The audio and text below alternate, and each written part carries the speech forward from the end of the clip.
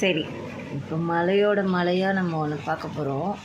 அது ஒரு வேளை நல்லா கேட்டுச்சுன்னா இது கண்டிப்பாக எடிட் பண்ணி நான் போஸ்ட் பண்ணுவேன். ஒன்றுமே கேட்கல, வெறும் மழை பெய்யுறது இடி இடிக்கிறது மட்டும்தான் கேட்குது அப்படின்னா இது ஸ்க்ராப்பு தான், வேறு வழி இல்லை நமக்கு.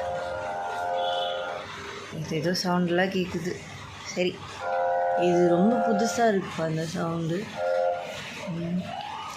இப்போது மழை பெஞ்சிட்ருக்கு. இப்போ கரெக்டாக நானும் அந்த ஒரு கவிதை எடுத்து வைக்கிறேன். இது ஸ்பெசிஃபிக்காக மழைக்காக. இதுக்கு முன்னாடி மேபி நம்ம பார்த்துருப்போம் மழையில் நடக்கிறது அப்படி சொல்லிட்டு எதனா சுச்சுவேஷன் மாதிரி பார்த்துருப்போம். ஆனால் இது மழைக்காகவே எழுதுனது ஒன்று. அது ஒரு 5-6 லைன் இருக்குது. கொஞ்சம் பெருசு தான். கொஞ்சம் பொறுமையாக கேட்குறது நான் கேட்கலுங்க. இல்லை வேறு எதுனா வேலை இருந்தால் போய் பாருங்கள்.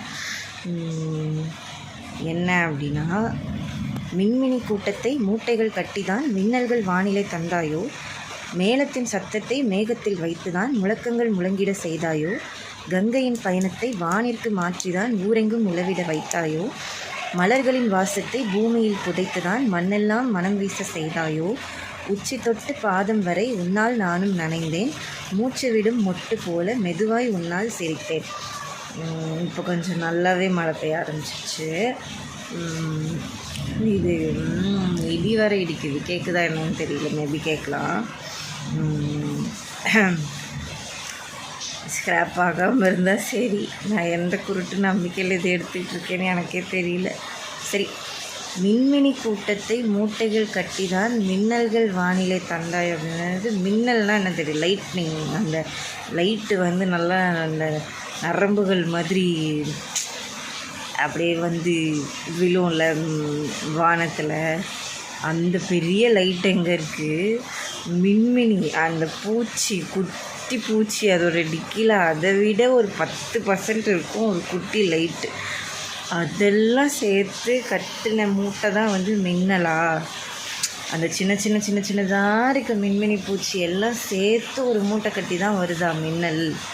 இவ்வளோ பெரிய வெளிச்சம் வருதா அப்படின்னு சொல்லி கேட்குற மாதிரி.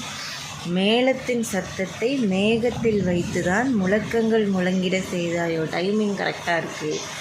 இடி இடிக்குது. இப்போது மேளம்னா தெரியும்ல, இந்த கல்யாணத்தில் நாதஸ்வரம் மேளம்லாம் வாசிப்பாங்கள்ல, அந்த மேளத்தோட சத்தம். இப்போ இடி அது பேர்லேயே தெரியுதுல்ல எவ்வளோ டம்முன்னு நமக்கு அதிர்ற மாதிரி இருக்கும் அப்படின்றது. அந்த மாதிரி ஒரு சத்தம் இந்த மேளத்தோட சத்தத்தில் இருந்த அதை தான் எடுத்துகிட்டு போய் நீ மேகத்தில் வச்சு இடியா தரியா மலையே அப்படி சொல்லிட்டு மலையை கேள்வி கேட்குற மாதிரி.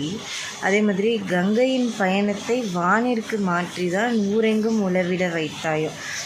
கங்கை ஒன் ஆஃப் த புண்ணிய நதின்னு சொல்லுவாங்கன்னு நினைக்கிறேன். ஸோ அந்த மாதிரி கங்கை கீழே கீழே நம்ம இங்கே பூமியில் ஓடுற அந்த கங்கையோட பாதையை வானத்துக்கு மாற்றிக்காது.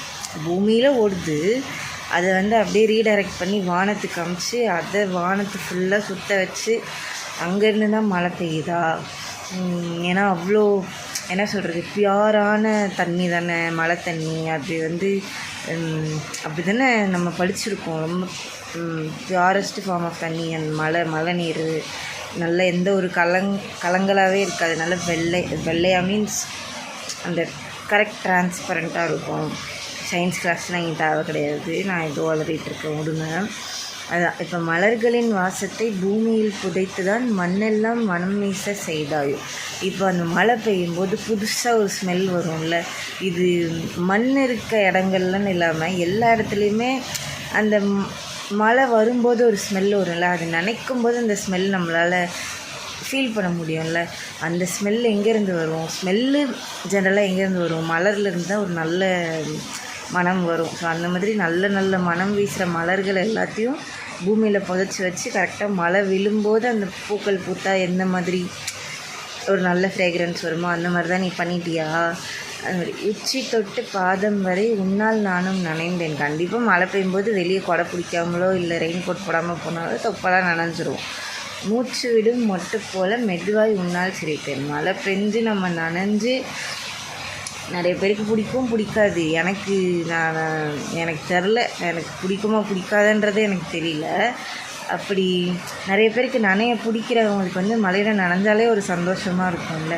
அதனால் மூச்சு விடும் முத்து போல் மெதுவாய் உன்னால் சிரித்தேன்னு சொல்லிட்டு இப்போ நல்லா அடித்து பெய்யுது மழை.